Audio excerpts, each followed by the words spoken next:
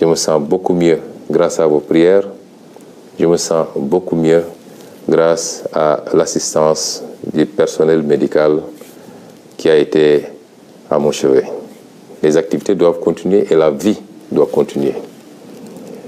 Je commencerai donc ce propos par ce qui n'était pas prévu certainement, la sortie malheureuse et hasardeuse d'une composante de la justice, à savoir le parquet, à travers son procureur général, qui aujourd'hui s'est livré à des élucubrations et à des hérésies indignes d'acteurs de la justice.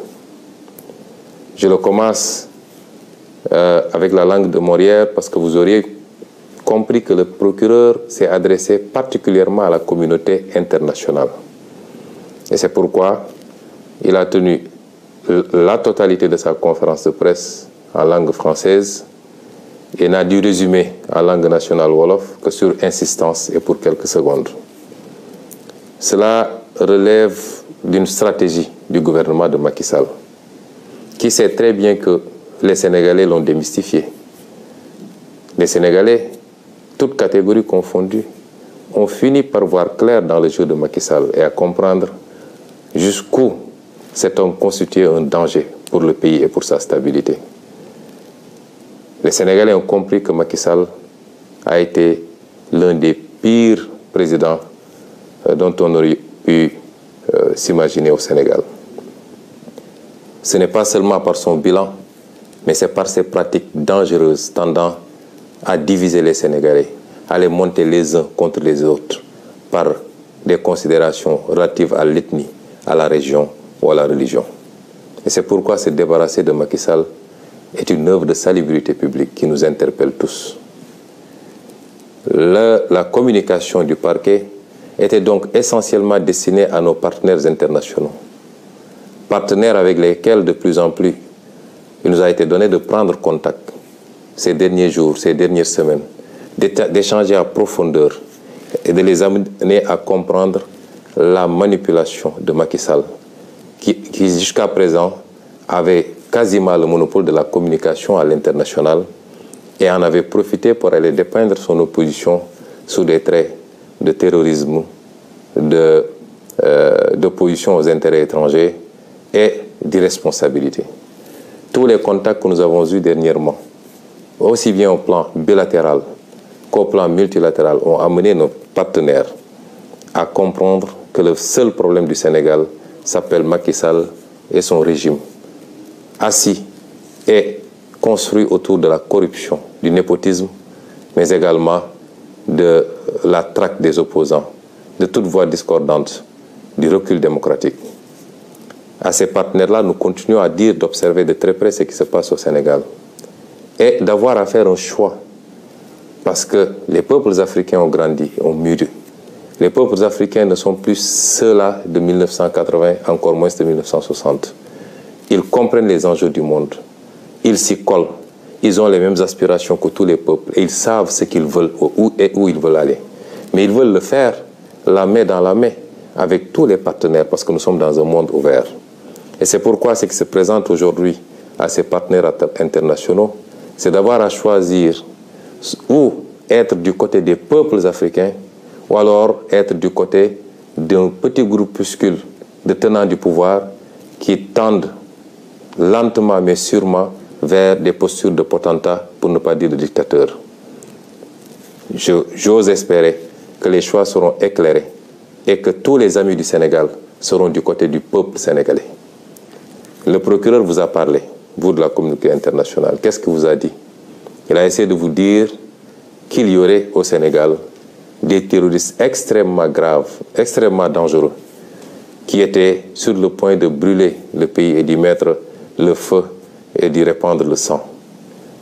Ce qui est cocasse dans cette histoire, c'est que comme toute arme, le procureur nous dit que ces terroristes n'avaient qu'une lunette, même pas de fusil, une lunette d'un fusil, et qu'ils étaient en train de faire le tour du monde pour chercher un fusil où monter cette lunette. Il n'y a rien de plus ridicule que ces propos. Le procureur a voulu vous faire croire à un certain nombre de choses sur lesquelles je vais revenir. Mais je vais m'attarder sur la personnalité de ce procureur. Parce que ce procureur est l'illustration parfaite de l'avilissement, du rabaissement de certains magistrats. C'est un monsieur que je connais et qui me connaît, qui est un grand frère, que j'ai connu pendant que j'étais étudiant. Son frère, son petit frère est l'un de mes meilleurs amis. Ce procureur venait me voir ici à la maison, j'allais le voir chez lui. Donc ce n'est pas quelqu'un qui feignera de me méconnaître. Il me connaît extrêmement bien. Et ce procureur, durant tout le temps qu'on s'est connus, on a été un peu partout. On a été même demander la main d'épouse pour des amis ensemble. On a partagé des repas. Ce procureur, que je connais très bien, je le dis encore une fois, durant tout le temps qu'on l'a connu, nous n'ignorions pas ses pédigrés en tant que magistrat. Mais nous considérions que cela relève de sa vie professionnelle et que notre relation était beaucoup plus une relation sur le champ social et on s'en limitait à ça. Et ironie du sort, et comme Macky Sall sait si bien le faire, quand il veut faire le sale boulot, il a tendance à aller chercher des gens qui ont un certain pédigré extrêmement chargé pour leur faire le sale boulot. Et le procureur Bakhoum répond parfaitement, en même temps que l'autre procureur et le procureur auprès du TGI répondent parfaitement à ces descriptions. Et ceux qui sont initiés au métier de la justice savent très bien de quoi je parle. Et c'est ce procureur-là qui, aujourd'hui, s'est livré à cette piètre prestation. Nos amis étrangers devaient même rire sous cap de voir un procureur général parler de manière si laborieuse et de manière si incertaine, sans aucune preuve à mettre sur la table, que des allégations pour essayer de charger d'honnêtes citoyens. Monsieur le procureur a d'abord parlé d'un soi-disant dossier d'empoisonnement ou de tentative d'assassinat me concernant. Mais tous les spécialistes du droit savent qu'un procureur, même s'il devait s'autosaisir, doit au moins entendre le principal concerné avant d'aller entendre d'autres personnes. Jusqu'au moment où je vous parle, le procureur ne m'a jamais entendu. Personne ne m'a jamais convoqué pour me parler de ce dossier. Je n'ai pas déposé de plainte et voilà une justice qui pourtant a un certain nombre de plaintes émanant de moi sur sa table. Je rappellerai au procureur général lui-même qu'il a 3 plaintes au moins sur sa table que j'ai déposées. Une plainte, 2 plaintes contre des avocats et une plainte contre un ancien procureur. Vous avez des plaintes sur votre table que vous ne traitez pas. Et vous vous empressez d'aller convoquer la presse pour raconter des histoires sur un dossier où il n'y a ni plainte ni autosaisine. C'est inédit dans les annales du droit de voir un procureur sur un dossier qui n'existe pas. Il n'y a pas de plainte, il n'y a pas d'autosaisine. Un procureur mobiliser toute la police pour soi-disant entendre des médecins, entendre des citoyens, faire tout un cirque pour aboutir à dire que c'est un pauvre citoyen qui serait à l'origine d'une tentative d'empoisonnement. Ce procureur manque de courage parce que ils ont été arrêtés, le chargé de communication du parti, M. El Malick Ndiaye. Mais c'est moi-même qui ai dit, et je le redis ici, que j'ai été victime d'une tentative d'assassinat de la part de la brigade d'intervention polyvalente, unité d'élite de la police. Je le dis et je le redis. Le monsieur qui nous a aspergé d'un liquide très toxique qui a causé beaucoup de désagréments au niveau ophtalmologique, au niveau respiratoire et au niveau gastrique, ce n'est pas un citoyen ordinaire, c'est un élément de la BIP que moi-même j'ai vu asperger le liquide. Et ce procureur-là n'ose pas poser ce débat-là. Il nous parle de Yargassi. Je voudrais dire aux Sénégalais que M. Yargassi est un petit frère à moi, est un militant du parti, qui est toujours à côté de moi. Si vous avez l'habitude de voir les vidéos, même quand j'embarque à l'aéroport pour aller à Ziguinchor, jusqu'au pied de l'avion, c'est M. Yargassi qui m'accompagne. C'est ce monsieur-là que M. Bakhoum est allé prendre avec les autres farfelus du parquet pour le désigner en disant que c'est lui qui aurait tenté de m'empoisonner. Pour essayer d'écarter la vraie problématique, c'est-à-dire les services de police qui s'attaquent aux citoyens et qui aspergent de liquide jusqu'à présent non identifiés. C'est ça qui s'est passé. Donc, vouloir déplacer le curseur et aller prendre un yargassi qui m'a donné simplement un mouchoir imbibé de vinaigre pour m'aider à mieux supporter l'odeur âcre des grenades lacrymogènes, c'est prendre les Sénégalais pour ce qu'ils ne sont pas. Et je dis à tous ceux qui veulent l'entendre que M. Yargassi n'a rien à voir avec cette affaire-là, que le procureur, la justice de manière générale, depuis quelque temps, la manière dont ils fonctionnent, devenus des mercenaires de Macky Sall, certains magistrats en tout cas, devenus des mercenaires de Macky Sall, essaient de déplacer le problème pour sacrifier un petit frère, un militant du parti, à qui je confierai ma vie pour essayer de lui imputer un acte grave posé par les services de police. Au-delà, de quoi est-ce que ce procureur a peur?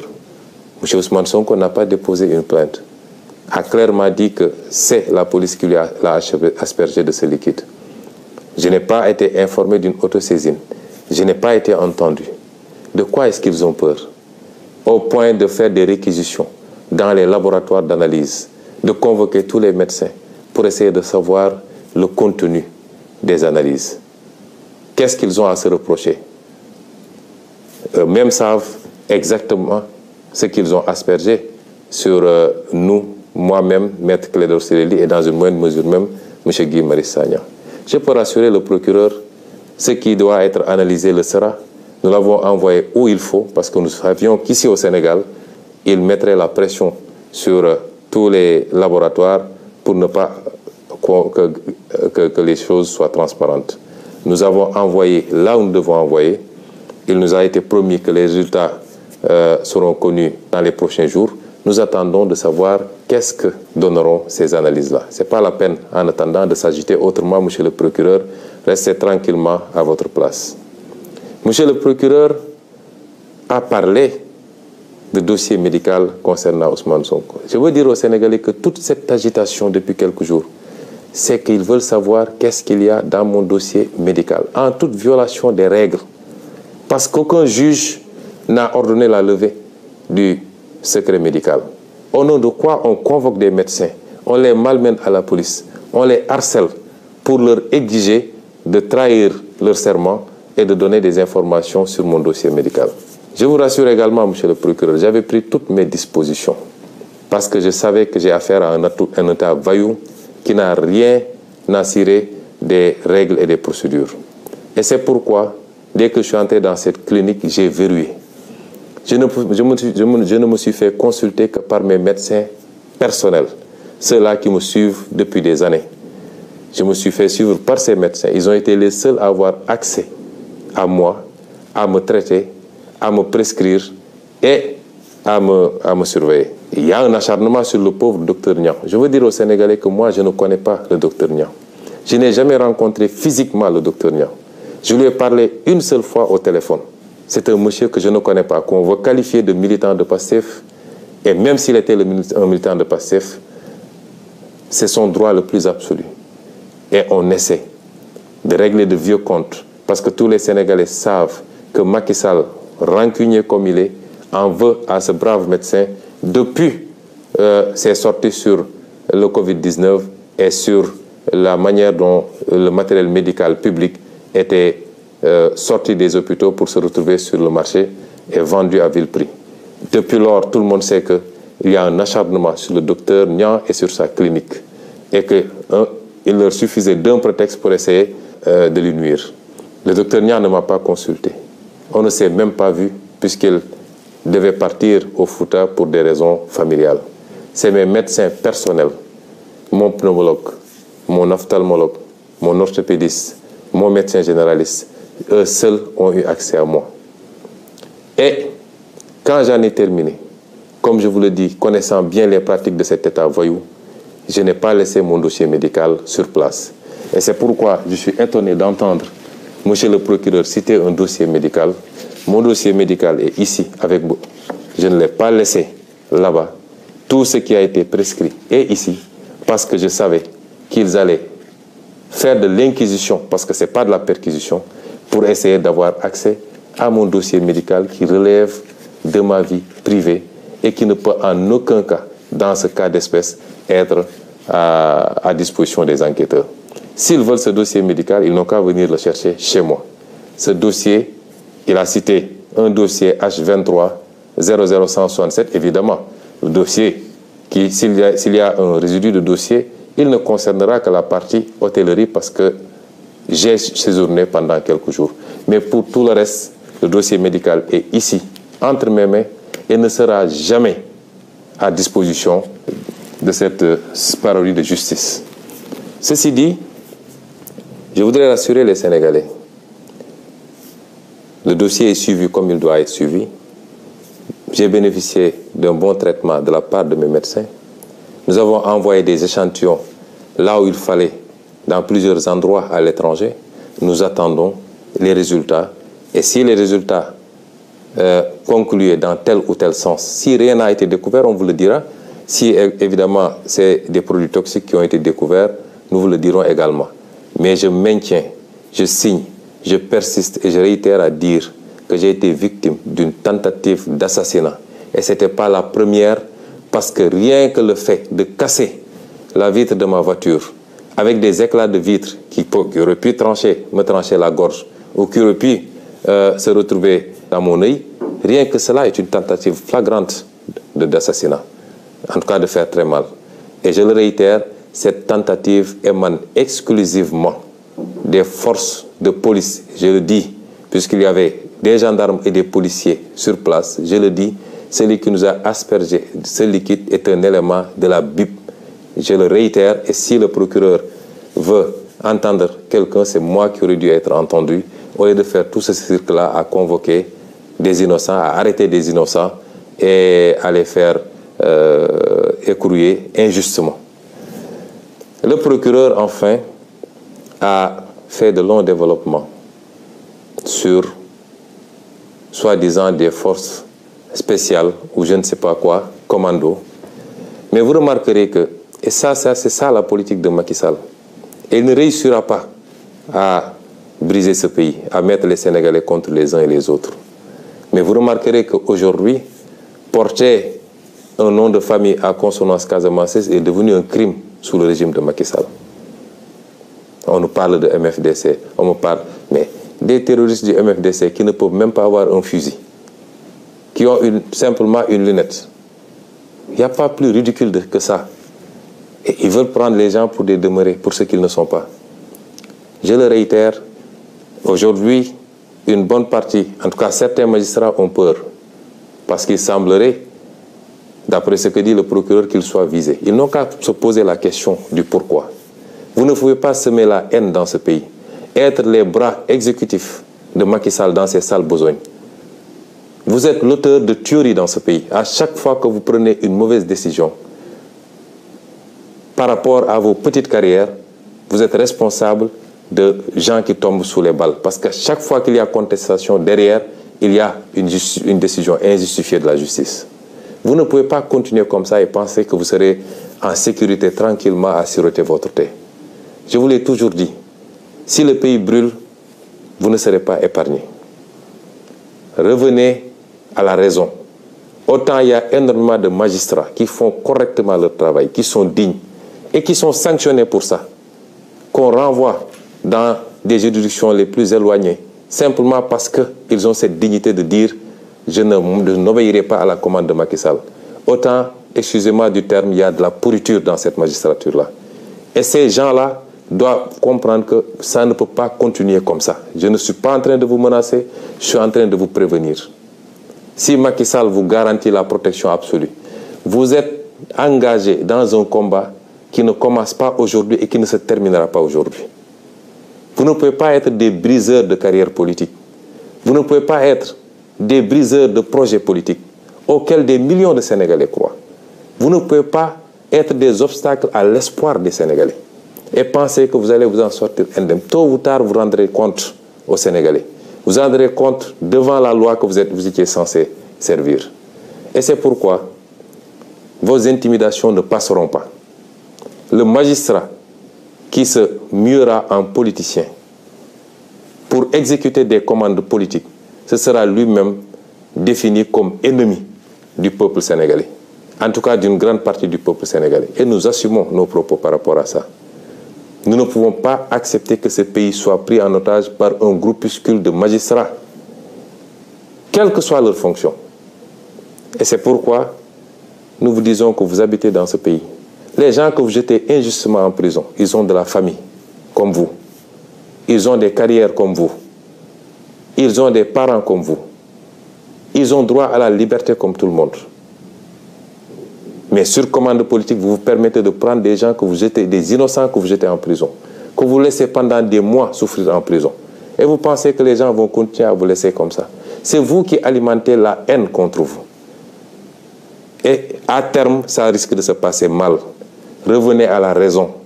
Ce pays ne vous appartient pas, il nous appartient à tous. Respectons-nous et sachez que vous rendez la justice non pas au nom de Macky Sall, de sa famille et de son parti, mais vous la rendez au nom du peuple sénégalais. Et ce peuple sénégalais ne se retrouve plus dans ce que vous êtes en train de faire. Il vous a honni à cause de vos comportements. Et c'est pourquoi votre intimidation ne passera pas. Nous continuerons à faire ce que nous devons faire. Et parmi ces actions que nous devons faire, je réitère que le plan d'action du 29, 30 et du 3 avril reste maintenu intégralement. Nous sortirons, nous manifesterons, parce que nous l'avions dit. Désormais, avec ou sans autorisation, nous manifesterons. Nous ferons face à Macky Sall, parce qu'il veut faire croire aux gens qu'il a la capacité de réprimer les manifestations. Il avait dit que ce qui s'était passé ne se passerait plus. Ce qui s'est passé le 16 a démontré qu'il n'a pas les capacités pour contenir un peuple qui debout, qui dit non. Et nous ne devons pas être moins dignes que les autres peuples qui se battent aujourd'hui. Le peuple français a beaucoup d'avantages, énormément d'avantages, mais aujourd'hui, ils se battent pour leur dignité. Pourquoi notre peuple refuserait de se battre ou abdiquerait face aux velléités dictatoriales de Macky Sall? Nous nous battrons. Ils n'ont pas les capacités, si le peuple le veut. Et si le peuple se met debout, Macky Sall n'a pas le 10e des capacités pour contenir ce peuple.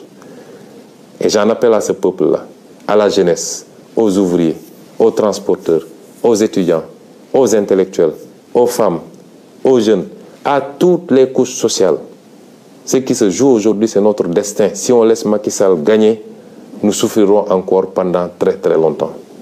Nous maintiendrons ce plan d'action. Et nous ne tomberons pas sous le piège de Macky Sall. Parce que, aujourd'hui, il est omnibulé par son défilé du 4 avril.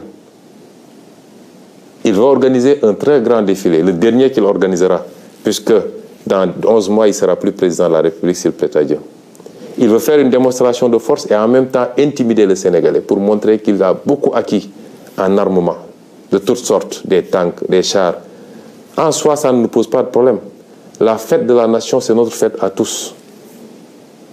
Mais nous ne tomberons pas dans le piège de Macky Sall parce qu'à chaque fois, il ruse.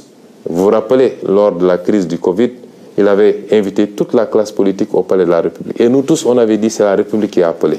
Nous sommes partis en pensant que ça allait être un nouvel élan pour que Macky Sall comprenne qu'on ne gère pas un pays de manière autocratique et qu'on doit respecter son opposition si on veut que cette opposition vous respecte.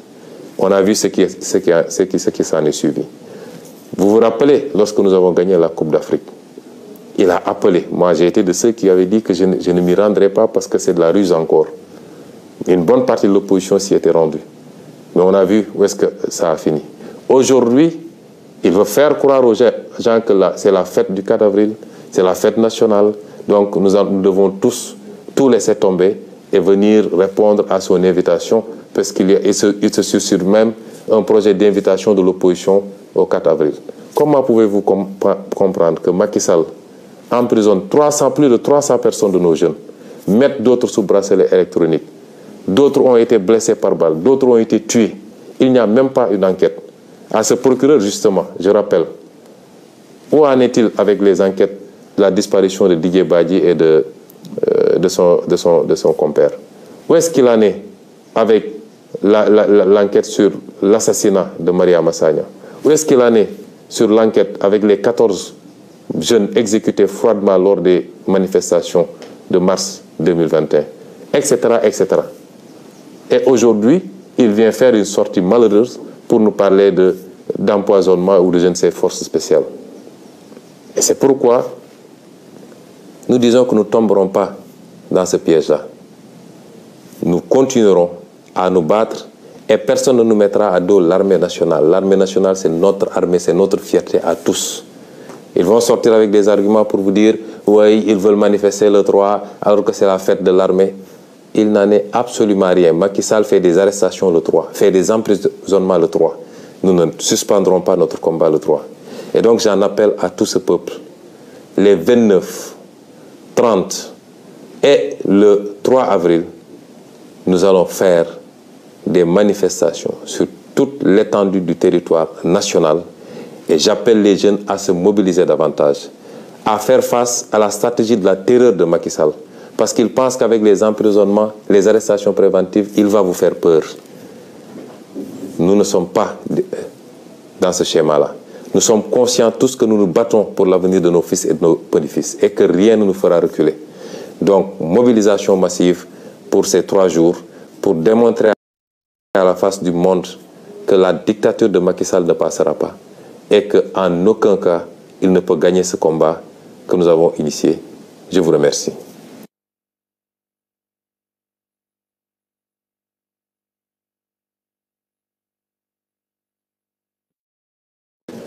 mbokk yi asalaamaaleykum ñu ngi dellu si am ak yéen jotaay ci waxtaan ci tolluwaay réew mi ak ci xew-xewu réew mi di leen gërëmati tey ñu ngi waxtaan ak yéen ànd ceeg mbégte gu rëy ndax ñu ngi sant yàlla am nañu tan bu baax a baax suñu wér-gu-yaram am nañu peex gu rëy ñu ciy gërëm ñi nga xam ne ñooy waa kër docteur ak seen taxawaay di leen ci gërëm yéen ñëpp ci seeni ñaan ak seeni yitte yooyu lépp yàlla boole moo ñu may tey ñu mën a togg ak yéen ci peex ak tal pour waxtaan ak yéen waxtaan gi nag ñoo ngi ko waroon waxtaanee jëmale rek ci woote ci taxawaay gi nit ñi war a am ci li ñuy dëgmal muy ëllëg gannaaw ëllëg ak bu soobee yàlla le 3 avril ci li ñu woote nañu manifester fépp ci Sénégal ba Macky Sall xam ni Sénégalais yi ànduñoo ak moom manifester gi nag ñépp ci war a ànd manifester bu ñu jàpp ni manifester yi affaire u ndaw ñi kese la wala affaire u Pastef kese la déedéet li Macky Sall bëgg bu ko amee kenn ku ne fi nga toog di nga toog matt sa baaraam bu cax la ñu xeex ñun ñëpp ba ànd ba yegg si fii ba Sénégalais yëpp am yaakaar ni lañ doon xaar boobu ba léegi fukki weer ak benn gën saa gudd moo ci des pour ñu mun cee commencé koo liggéey ba ñëpp gis àdduna yëpp gis ni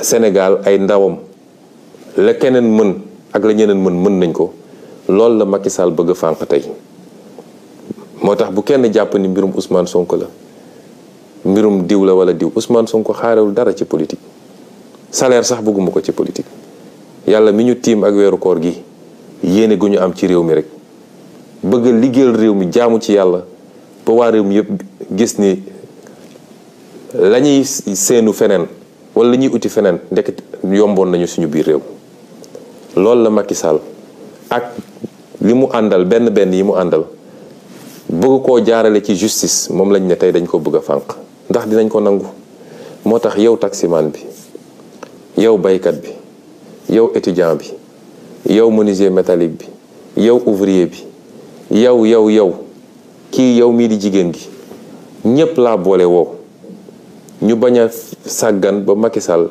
noggatu ak nappaate gi mu nekkee foog ni mun na tiital Sénégalais yi ba kenn dootul ñeme yëngu loolu bu mu am mucc li ko mën a dindi nag mooy askan wi bis bu xamee dooleem xam mën-mënam xam ni xajul ci kenn xajul ci Macky Sall xajul ci police am xajul ci gendarmerie gis ngeen tubaab yi la ñoom amuñu ko tey ab français bu toogoon liggéeyul sax am na lu muy fayaku weer wu ne loo xam ne mun na ko permettre au moins mu fay location ak dund te tey ñoom ñi ngi génn di xeex suba ba ngoon jot ñuy xeex yu métti parce que rek dafa am réforme bu ndaw bu ñu bëgg a jàllale pour ne léegi dootuñu retraité 62 ans waaye 64 ans la ñuy retraité waaye xanaa ñooñu dañoo war a gën a bëgg seen bopp.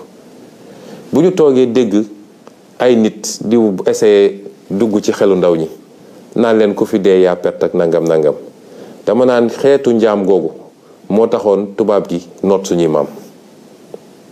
xeetu wax jooju mooy nangu tënk sa bopp ci jaam moo taxoon tubaab bi noot suñuy maam. génération bi ñu toll nag weesu na loolu dañoo xam ni réew mi rek la ñu am amuñu feneen amuñu beneen nationalité bëgguñu ko sax réew mi nag doomu réew mi koy defar te bokk na ci li koy defar ci doomu réew mi projet bii ñu leen andil joxuñu leen xaalis sexaluñu leen lem menacé wuñu leen mais di leen woon benn ngeen di gis ba tey ñu am yaakaar ne ña nga ca cappaandaw Macky Sall ak ay juge ak ay procureur ne ñoom ñooy taxaw ne tey loolu du am ci Sénégal buñ ko nangoo rek ñun ñoo nangu ñu tënkuñu ci njaam. moo tax nag ñu ne na ñëpp génn suba le 29 gannaaw suba le 30 ak le 3 avril bu ñu kenn essayé boole kenn ndax da ngay dégg ñu naan waaw ñoom respecté wuñu république bi ndax date bi kenn waru cee manifester. Macky Sall dafa respecté république Macky Sall suy tëjaatee daf ci xool luy 3 avril ak luy 4 avril suy dóoraat ak suy dóor nit ñi ay bal daf ciy xool ban bés ñu nekk. dama ne ku mën a xeex na xeex ku mënul xeex na maadu ci li ñuy xeex waaye kenn duñu tënk ci yooyu. ñenn ñi dañ naan waaw 4 avril feetu armée bi la kon weeru ko ñun 4 avril kenn tuddul 4 avril 4 avril suñu 4 avril ñun ñëpp la te armée bi kenn ëppale wuñ ci kenn gënuñoo fonk armée bi ñun dañoo xam lan mooy armée waaye li ñuy xeex bokkut ak loolu te gëm naa ni li ëpp ci armée bi ànd nañu ak ñun ci li ñuy xeex dama gëmmu ko sax dama cee am yaqin. moo tax bu leen kenn dugal ci débat yu amul solo bu ñu deltoo gannaaw rek mooy may nañu Macky Sall fu mu jaare ba faw te kenn dootul noyyi ci biir Sénégal kenn dootul am aafiya. looloo tax nag ma ne waxu procureur sax taxu ma woon a jóg waaye procureur dafa wax loo xam ne ay wax yu teguwul ci dëgg la. may wax sénégalais yi nag procureur bi doon wax tey muy baaxum ku ma xam la ma xam ko daanaka sama mag la ndax yàlla dafa def rakkam bu mu bokkal ndey ak baay doon sama xaritu benn bakkan lenke ñu ànd jàngandoo première année ba 4e année université bu ñu jógewaan université ñëw vacances Thiès këram cité la bi dama fa daan dem toog rakk ji da doon ñëw seet si ma ñu dem ba mu doon affaire u famille day ñëw fii sama kër daan na fi ñëw daan naa ñëw këram fii à côté. procureur baaxum bi waay juróom bu jigéen feebare ñu entré ko fii Ndakaaru sama jabar moo doon togg añ chaque jour ñu yóbbul ko suñu yaaja ba keroog ni ko yàlla moomee kon kooku xamantewuma ko su ma waxee nag waxuma ko pour yoole waaye li tax ma wax ko mooy won Sénégalais yi Macky Sall ni mu bonee ci justice su Sénégal ni mu munee jël nit wàcce ko ba ci suuf imma dafa am ay dossiers yu mu téye ci yow doog la fal fi mu la fal nommé la fi mu la nommé ne la li ma bëgg ngay def wala mu am lu mu la dig ci xaalis wala ci alal nga topp li muy def foofu la justice bi toll. du justice bi yëpp nag waaye ñëpp xam nañ ni magistrat yi bañ yëpp tey sonn nañ ci justice bi. gis ngeen mouvement bi passé ñi doon bañ ñëpp jël nañ leen sànni leen fu sori jël seeni nit teg leen ne leen li ma bëgg ci Ousmane Sonko nga may defal mooy warul nekk candidat en 2024. baaxum bii bu toogee tey di wax mel ni ku ma xamul di essayer gëmloo Sénégalais ni man Ousmane Sonko terroriste la dama naan àdduna lu doy waar la. waaye noonu la Macky Sall mel ak justice ñi fi jox cër yépp ndomb tànk bu tax ñuy wax ci justice bi ku xam seen jaar-jaar ci wàllum magistrature di nga xam ni foofu du woon seen place. dossiers yi ñu am yépp ci biir magistrature ñëpp xam nañ ko baaxum xamante nañ bu baax ànd nañu ñaani jabar toog nañu naan ataay def nañu lépp moo tax moom li mu wax xam na ni du dëgg. moom li mu wax bu ñu daje woon léegi li may njëkk mais sama rak comprendre ma rek li mu wax ci boppam xam na ni du dëgg. xam naa ni ay mbokkam yi ma séqal man buñ ko déggee tey am na ñu leen métti te àdduna dara jarul yenn yi. waaye ma dellu si ci li mu wax Bakhoum dafa wax ni benn man ba léegi ñemewul waxul sama wax de man ci li mu wax ni dañ ma doon essayer faagaagal. wax na ci El Malick li mu bind wax na ci presse li mu bind waaye ñooñu ñëpp balaa ñuy wax man maa njëkk a wax man maa ne dañ ma doon essayer faagaagal dañ doon essayer faat sama bakkan te ñi ko def waa police la. xam nga man li may wax dama koo ñeme man raayantuwuma laqatuwuma li may wax dama koo ñeme ndax koo jàkkaarloog mu taxaw yor li mu yor pompe la ko nga gis ko nii ci biir bët man kooku kenn duma ko nettali. Maître Ciré Clédor Ly gis na ko Guy Marius Sagna gis na ko kon naka la ñu mën a ne man ma génn ne dañ doon essayer faat sama bakkan te ñi ko def waa police la waaye man porté ma plainte moom procureur yëguma fu mu autosaisiro mu dem di jàpp ay nit di leen tuumal di wax loo xam ne dara du ci dëgg. wax dëgg yàlla am naa déception trop ci grand Bakhoum ba ci kanamu yàlla ndax Yargassi bi mu tudd Yargassi sama rakk la di ànd ak man ñëpp gis nañ ko su ma nekkee ci oto bi sax yenn saa yi mooy taxaw ci kaw yor drapeau bi. am na droit dugg mooy taxaw ba escalier avion bi Yargassi ngay gis mu taxaw foofu. kooku confiance bi ma am ci moom lu ma jox ma lekk lu ma jox ma naan Bakhoum ñëw taxaw ci kanam Sénégalais yi naan Yargassi moo jël benn liquide def ko ci benn mouchoir jox ma. Yargassi li mu def ci liquide bi ñu sànnee lacrymogène yi ba mënuñoo xoole vinaigre la jël vinaigre def ko ci benn mouchoir ne ma président am nga taf ko sa bakkan pour mun a noyyi. loolu bokkul ak policiers yi liñ ma sotti mu ñëw taxaw di wax lu dul naka su dul noonu ñu dem jël doomu jàmbur ji dem dugal ko ci kaso bi ba pare mu naan information judiciaire la ñuy ubbi. may leen procureur waxul dëgg li ñuy nëbbu ñoom ak li ñu ragal waxaguñ ko ndax nun liñ ci war a def nañ ko. comme mbir mi biñ ñu ko sottee am na lu bari loo xam ne dafa tisoon ci suñu yére man ma xamoon ni fii boo ko fi yóbboo ñu def pression ci laboratoire yi la ñu war a dak yóbbu génn nañ ko réew mi te nee nañ ñu fan yi dinañu am résultat ci analyse yi ñuy def nañu xaar bu dee nee nañ ñu produit bi du dara ñu xam ne du dara kaani la rek bu saf waaye bu dee produit chimique la ñu ne ñëpp produit chimique lañ ñu sotti te produit chimique boobu mënoon na faat suñu bakkan.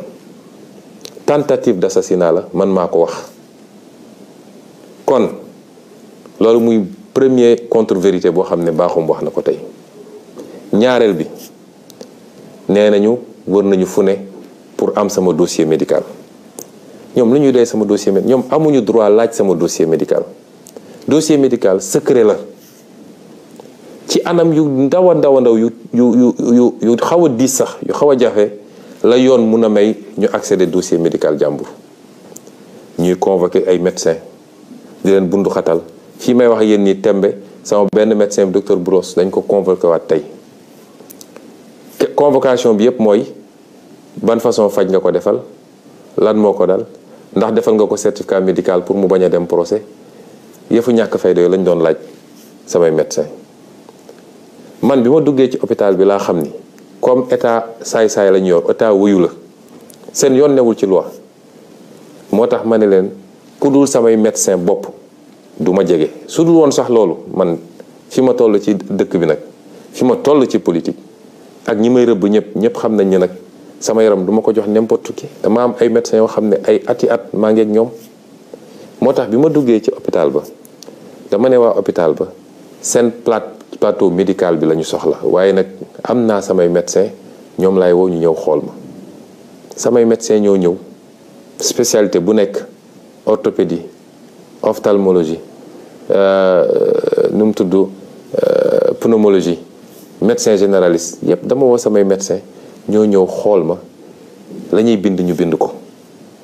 bu may jógee ci hôpital bi bàyyi ma fa sama dossier médical parce que su ma ko fa bàyyi woon dem nañ ko jëli te duñ ko teg ci yoon sama dossier médical mi ngi nii. moo tax procureur li mu doon lire xaw ma moo ko créé xaw ma fu mu ko jëlee sama dossier médical mi ngi nii. ba may jógee ci hôpital ba ñu bindee li ñu bind bépp ba médecin bu nekk def li mu war a def damaa jël sama dossier médical génne ko andi ko sama kër gi maa ngi ko tëj sama biir kër nee na lire na dossier H23 00167 ñoo xam fu ñu ko jëlee peut-être li fa nekk mooy la ma fay ci chambre bi ma occupé waaye sama dossier médical de bu soobee yàlla du procureur du juge du kenn koo xam ne di nga xam li nekk ci sama dossier médical bi. ba tax ma ne nag ñoom lan la ñu tiit ak lan la ñu ragal woo nañu waa Bio 24 ak yeneen laboratoire dégg naa naan leen ndax dañ fa yónnee ay analyse lan la ñu ragal ñoom ñoo ñu sotti ab produit nañu bàyyi ba produit ba analyse yi ñëw ñu xam lan moo ci nekk waaye koo xam ne portéwul plainte yónneewul nga waxaw ko foo ko autosusuré entendre loo ko ngay woote ay conférence de presse di wéje ji di wax loo xam ne amul bopp amul genn lii du magistrature lii du justice lii banditisme judiciaire la moo tax nag duñ leen bàyyi ci loolu docteur Niang mi ñu jàpp di ko pamti may wax sénégalais yi man docteur Niang musuma koo gis benn yoon laa mës a wax ak moom ci téléphone cité kër góor gi laa dëkk clinique am jege na ma keroog bi may jóge fële xaw naa sonn bi may egsee fii ma ne leen nag yóbbu leen ma ci clinique ba mais wool leen ma samay médecin ñu ñëw waaye docteur Niang gisewu ma ak moom dafa xëy dem Fuuta amoon fa dëj wala lu mel noonu waaye comme mere woon nañ ko mere gu yàgg yéen a ngi fàttaliku moo fi njëkk a feeñal seen tappale yu ñu doon def ci Covid 19 bi moo ko fi njëkk a feeñal moo fi njëkk a wax ni li nga xam ne xaalisu réew mi la ñu koy jëndee matériel médical di koy bu ci hôpitaux yi nit ñi dañ koy génnewaat di ko jaay ci marché bi boobu ba léegi nag ñu ngi ko guuxal di xaar fan lañ koy jekkoo moo tax ñu andi coow li naan ay non assistance à personne en danger di ko woo naan ko yaa hébergé Ousmane Sonko du citoyen sénégalais amul droit dem ci clinique bu ko neex ak hôpital bu ko neex kon lii lépp tappale la tentative d'intimidation la te du sotti waaye procureur dellu siwaat na nee na dafa wax ci mbirum ay nit yoo xam ne ay terroristes lañu dañoo fas yéene woon teg ay bomb éclater ay bomb ci Sénégal waaye li gën a yéeme ci mbir mi procureur nee na ñoom de benn lunette rek la ñu yoroon benn genre caméra fetal sax yoruñu ko nee na dañ doon wër di wut ay fetal dem nañu jaww bi ak xaw ma fan di wut fetal te nee na ay professionnels lañu yoo xam ne ñii MFDC la ñu bokk ñii ay commando la ñu woon yu nekk ci armée bi te ñooñu fetal sax yoruñu ko ñu ne ñooñu ñoo waroon a taal réew mi xam nga tappale weesuwul loolu waaye li ma bëgg a waxtaan ak sénégalais yi Macky Sall li mu bëgg du ko am ndax féewale sénégalais yi ci wàllu weesoo bi mu nekkee président ba léegi ci loolu la nekk seetlu ngeen ni li ëpp ñu jàpp lañ leen jàppee mooy seen sant méngoo nag santu Joola wala santu Casamance tey Sénégal ku fi nekk Casamance te bokk ci Pastef rek boo moytu léegi ñu laxas la pourtant Pastef Mbàkke la ëppee doole ka Casamance Pastef Saint-Louis la ëppee doole ka Casamance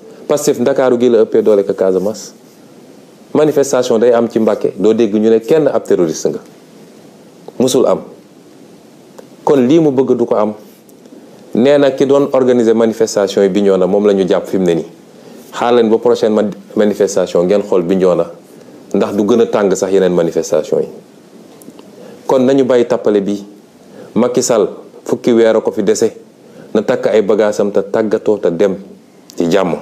mbokk yi li gën a firndeel caaxaan ak tappale gi nga xam ne moom la procureur nekkee mooy moom ak Macky Sall ak Ismaïla Madior Fall nee nañu léegi daal dañoo am yitte ci Ousmane Sonko ak ci wér-gu-yaramam ba bi ñu déggee ñu naan am na ñu ko doon essayer faagaagal ñu naan dañuy def l'enquête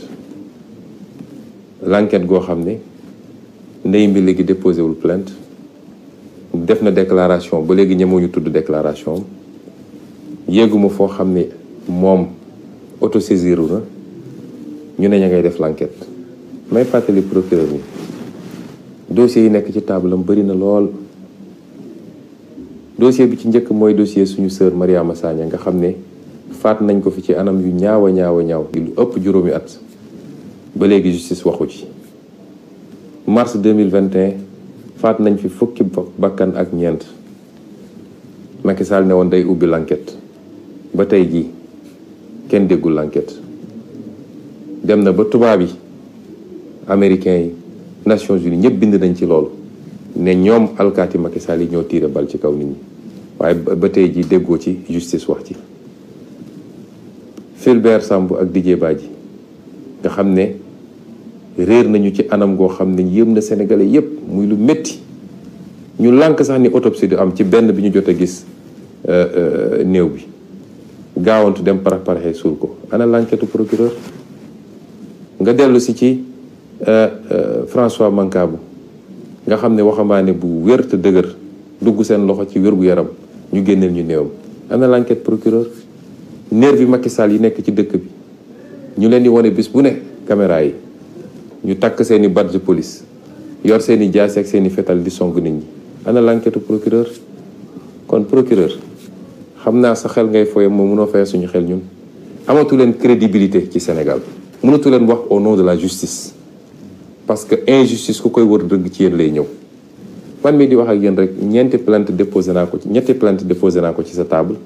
ñaari ci ay avocat ñetteel bi ci procureur bi fa ne woon balaa yéen ngeen di ñëw ana seen enquête yéen daal leen neex ngeen di def foog ni dañ leen di bàyyi noonu rek balaa may dee nag ngeen ne dafa am commando bu leen doon rëbb bu leen doon pexeel bëgg a dal seen kaw ñun de yéenewuñ leen ko ndax ñun ñëpp jàmm lañ leen yéene yéenay fitna di dal suñu kaw rek waaye yéenewuñ leen ko waaye nag jàmm dañ koy mayante. nu ngeen doon ay magistrat ay nit dong ngeen donc lu ngeen def ci keneen mu métti ci moom bu ñu leen ko defee mu métti ci yéen dama ne doomu jàmbur yi ngeen di jàpp tegu leen ko fenn dul bëgg lu neex Macky Sall di leen tëj ci kaso yi di leen takkal ay bracelet électronique ab yi ngeen di def chaque jour foog ngeen ni loolu mun ngeen ci dëkk ba pare mucc ci mënul ne dossiers yi ñu leen di monteloo fu askan wi amee yaakaar ci projet politique ak projet de société ñu jël ñeenti magistrat ne leen yéenay dakkal loolu foog ngeen loolu mun ngeen ci dëkk ba pare mucc ci vous mettre contre la volonté d'un peuple tout entier pour plaire à Macky Sall ba pare jàpp ni loolu mun ngeen ci mucc ñi leen di nax ne leen mun nañ leen assurer protection dañ leen di nax rek de ndax xeex bii peuple bi di xeex du xeexu benn fan du xeexu benn weer te ñun ak yéen ñoo nekk fii biir Sénégal menacé wu ma kenn nag waaye dama leen di dànkaafu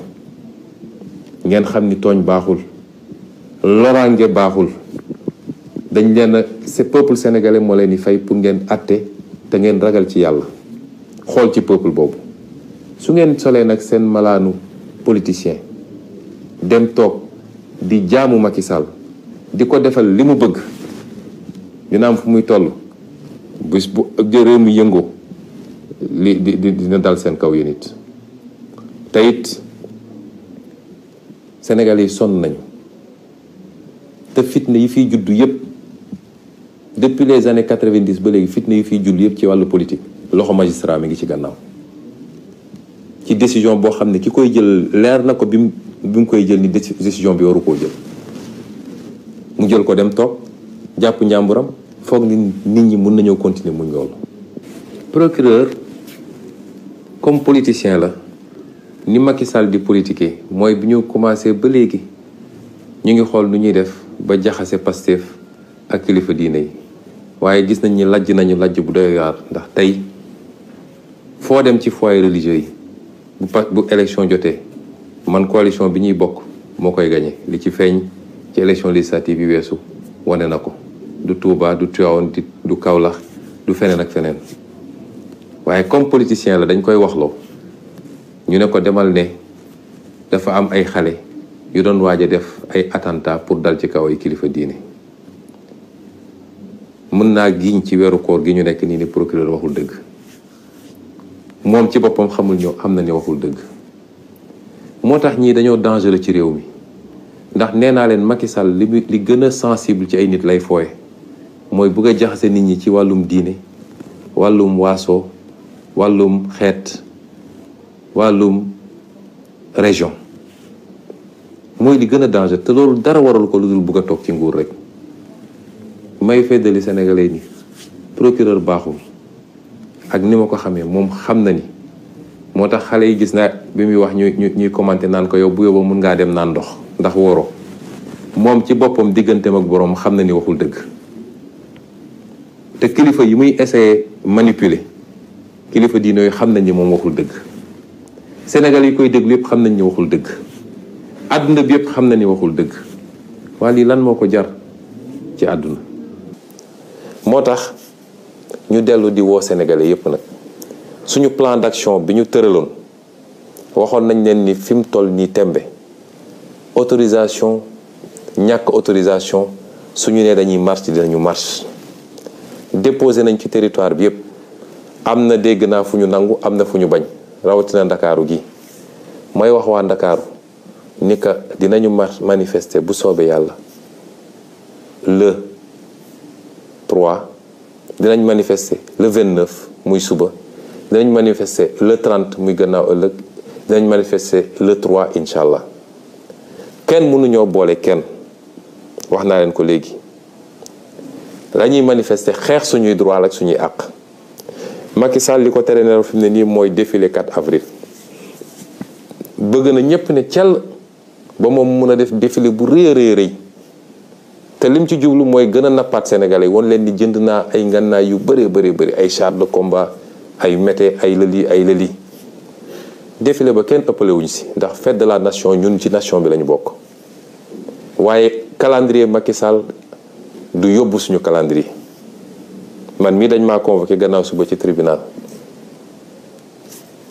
calendrier bi changé wuñu ko pourquoi ñun ñuy changé suñu calendrier ci leneen ak leneen moo tax ma ne nit ñi bu ñu sàggan ba Macky Sall am li mu bëgg na ñëpp génn massivement na affaire yi gën a tar dañu ne manifestation pacifique jàmm la ñu woote am nañu droit génn dox parce que constitution bi moo ko bind bu ko Macky Sall bëggee tere nit ñi nag lépp lu am ci loo xam ne dina andi xëccoo dina andi pëccëxoo Macky Sall ak policeam ak gendarmerie ñoo koy andi lii muy def ni nag foog ni mën na fees bëtu nit ñi may dalal ci xelu sénégalais yi Macky Sall prison mii mënul arrêté sax 2000 sénégalais yóbbu leen prison fi mu ne nii prison yi fees na lii mu jël jamono ji naan ay bracelet électronique di ko testé ci waa Pastef yi te li ciy jublu waayam tam mooy fexe ba wane ni isolé na Pastef may wax ni mënoo fexe ba isolé Pastef ndax Pastef dafa ànd ak sénégalais yi d'abord dafa ànd ak askanu Sénégal moo porté Pastef ci boppam waaye Pastef dafa ànd ak opposition bi ñu ànd di xeex li ñuy xeex def benn say moo tax mënoo muusa ki waane ba isolé Pastef bëgg a gëmloo ni Pastef mooy parti bu violent mooy parti bu fippu déedéet dafa fekk Pastef nga singali moo tax Pastef taxaw jàkkaarloog yow waaye opposition bi yépp ñoo ànd tey fas yéene jeexal nguuru Macky Sall kon lii lañu bëggoon a waxtaan ak yéen ci lu gàtt di wax tamit ni ndaw ñi bu affaire bi dem ba yóbbu leen ba ngeen fàtte dem bindu ji ci liste électorale yi na ñëpp dem bindu ci liste électorale yi na ñëpp dem bindu ci liste électorale yi parce que loolu moo leen di jox ngànnaay gi ngeen di xeexee bésu élection ba ñu mun fa jëlee Macky Sall wala candidat am ba fiy toog ndax moom amul droit nekk candidat ñu duma ko dès le premier tour ñu abal ñu may réew mi jàmm ak afiya ñu defar réew mi may daaneel nag ci dalal xelu ñëpp damay gis léeg-léeg ñu bind ñu naan Sonko dañ ko ñi ko wër ñëpp dañ leen a isolé Sonko wéet na Pastef la ñu bëgg a sonk Pastef kenn mënulu ko dara gannaaw yàlla Pastef kenn mënulu ko dara gannaaw ma ay at a ngi ni Macky Sall a ngi jéem du tey jii nga xam ne fukki weer moo des ci mandaam la Macky Sall di mënal Pastef lu mu ko mënul woon démb fii leeg Ousmane Sonko ngi dund yor bakkan bu soobee yàlla nañu xam ni Pastef kenn mënulu ko dara kon ñu ngi leen di gërëm di leen sant di leen wax ñu gën a yokk taxawaay bi gën a yokk ndëgërlaay bi parce que nag xeex bi dañ koy gañe de te gañe nañ ko ba noppi wasalaam. réew mi bañ naa dootuñu nangu kenn noot ñu réew mi bañ naa déet réew mi bañ naa déedéet dootuñu fe nangu bu mu jaam réew mi bañ naa dootuñu nangu kenn noot ñu réew mi bañ naa